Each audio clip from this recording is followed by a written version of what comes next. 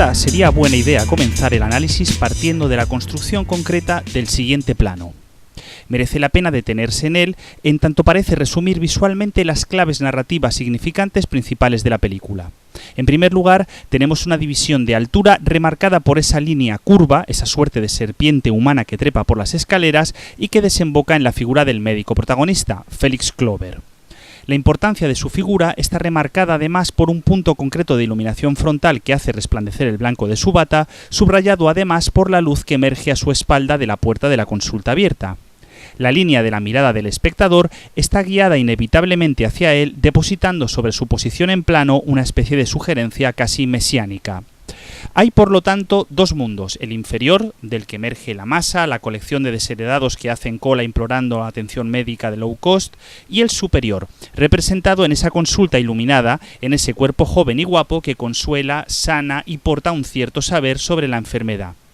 Sin embargo, y pese a lo que podría sugerir una lectura rápida de la película, lo que aquí está en juego no es la ascensión social, tema fundamental que se repite sistemáticamente en las narraciones, especialmente en las musicales, de los años del pre-code, sino antes bien una suerte de ascensión ética que tiene más que ver con la presencia del otro, del enfermo, del cuerpo que sufre, que con el número de ceros que desfilan en la cuenta corriente.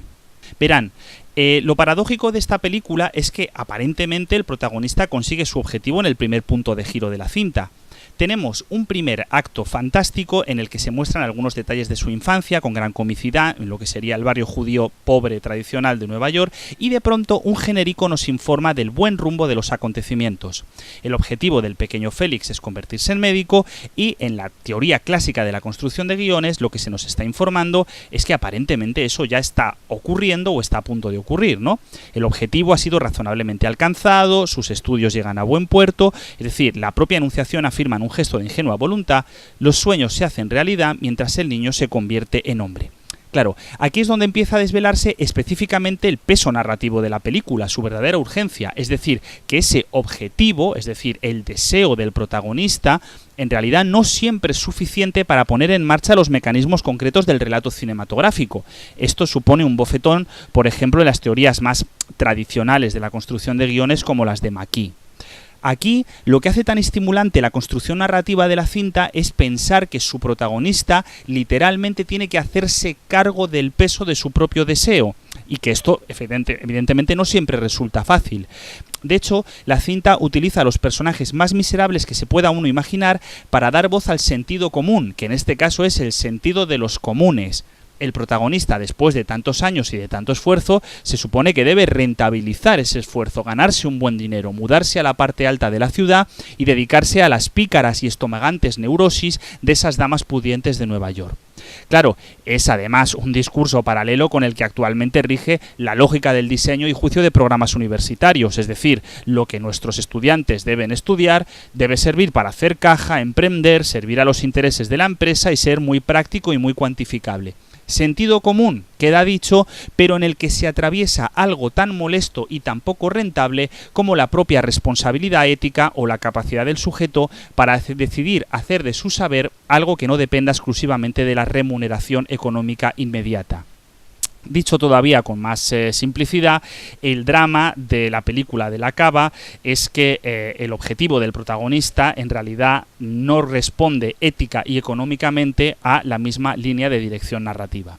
Claro, para mostrar esto lo que más interesante es sin duda los recursos visuales en los cuales el director despliega esta apuesta ideológica. Yo creo que hay un momento clave para entender esto, que es justamente nada más atravesar la película, el midpoint, un movimiento de cámara, una serie de movimientos de cámara súper concretas que además funcionan como rupturas de los rasgos enunciativos tradicionales de esta especie como de idea de la transparencia de Hollywood, ¿no? Vamos a ir poco a poco. Tenemos este plano de apertura de la consulta, ¿no? El plano está dividido en tres grandes franjas horizontales que remarcan la amplitud de la escena. Ya no se trata de ese interior doméstico, hermético y sucio en el que se hacinaban los familiares entre canciones, bromas, juegos de ajedrez. Aquí, la acumulación de cuadros y maderas pobres del viejo barrio ha dado lugar a espacios estilizados, llenos de esculturas dinámicas, grandes ventanales, marcos finos, etcétera, etcétera. Sin embargo, la figura del médico está empequeñecida, aparece aplastada en el rincón derecho de plano, convertido casi en un elemento más de la decoración que domina la estancia que en un personaje con valor propio. La suya podríamos decir que es una extraña soledad saturada de objetos, una fantasmal actividad médica situada en un escenario confortable y desmesurado. Vamos a ir viendo lo que pasa. Lo primero es que la cava incorpora una huella explícita, como decíamos, sobre la transparencia enunciativa, mediante un movimiento de cámara doble, un reencuadre y después un traveling de acercamiento.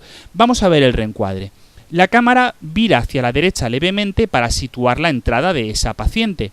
Hasta aquí, salvo por lo extraño de la escala de planos, fíjense en la extraña cantidad de ruido visual que introduce el plano de manera tan distanciada, tan lejana de rodar los objetos, parece que todavía nos podríamos encontrar dentro de las leyes del MRI. El reencuadre, además, modifica armónicamente la división espacial, convirtiendo esa especie de corte tripartito inicial en una división todavía más sencilla entre esas dos zonas, izquierda y derecha de plano. Ahora bien, lo sorprendente viene cuando en una decisión claramente rupturista, la cámara encierra al doctor dentro del plano mediante el traveling.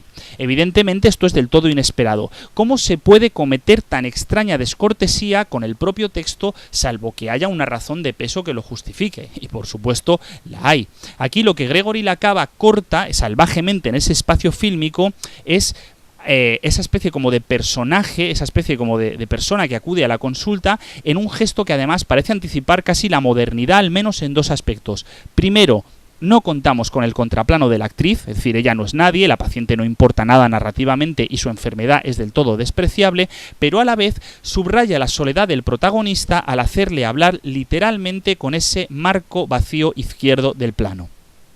Ahora bien, esta agresión todavía llega más lejos y es mucho más compleja narrativamente si atendemos al fundido encadenado que permite salir de tan violenta situación dramática. Frente al corte visual, esa agresión fílmica explícita, lo que Gregory La Cava superpone es una composición mucho más cuidada que apunta en la misma dirección, enfermo a la izquierda, médico a la derecha, centro derecha, pero en la que los significados están totalmente invertidos. El hecho de que el fundido se realice, además, sobre la posición central en plano del protagonista, podría subrayar el hondo calado, la brutal dimensión psicológica de ese gesto y la relevancia que tendrá en el interior de Clover.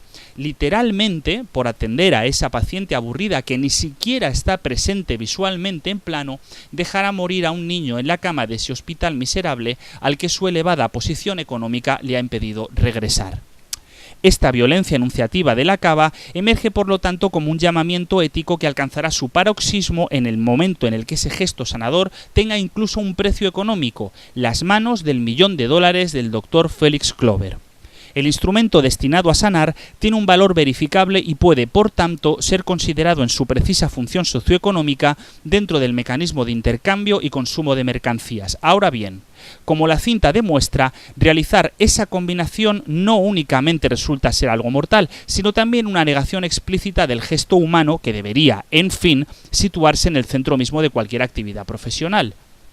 Cuando el protagonista está obligado a operar a su propio padre, La Cava mostrará la investigación incorporando una gran cantidad de planos en los que se remite al espectáculo de la operación, jugando con la oposición de los ayudantes y sugiriendo una suerte de explotación visual del acto casi metacinematográfica, además de incorporando una serie de planos detalle aberrados en un momento en el que el montaje subrayará el dramatismo, la brutalidad de la escena. Lo único que será capaz de suturar esta colección de acciones es, por supuesto, la apuesta por el bien supremo, esto es, por la aceptación del cuidado propio del médico y de su responsabilidad frente a sus orígenes, estamos hablando de su familia judía, y de su ciudadanía. Es buena idea recordar que la clausura de la cinta viene dada por una reescritura de ese plano con el que comenzábamos el análisis, la misma escalera y el mismo nombre escrito en la puerta. Ahora bien, sin embargo, Clover aquí sí ha terminado su transcurso narrativo ya que se ha hecho digno de la posición simbólica, ha recuperado el valor que ese nombre, después de todo el apellido del padre, situaba en el umbral mismo de su oficio. no solo es, siguiendo la tradición de Hollywood, un final feliz, sino que nos atreveríamos a decir que es un final indudablemente justo.